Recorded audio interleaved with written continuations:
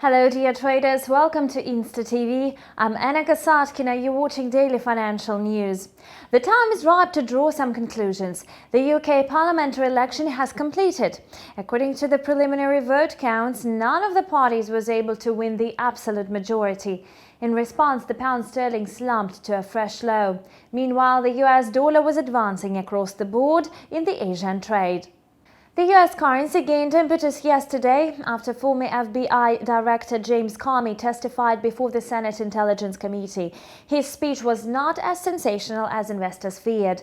The fired FBI director stated that at the moment of his dismissal, Donald Trump was not under investigation. White House made an attempt to discredit the Federal Bureau of Investigation and its former director. Today, the US dollar gained ground against the Japanese yen. The dollar-yen pair is now trading at 110.37. Analysts expect the pair to close the week in the green, despite the lack of macroeconomic data from the US. China released fundamental data overnight.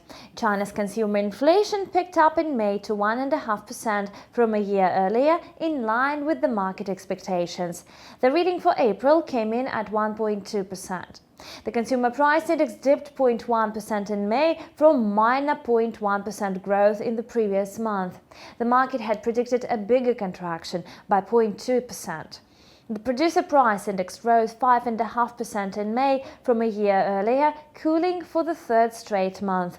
The PPI increased 6.4% in April. Economists had expected the index to decline to 5.7%.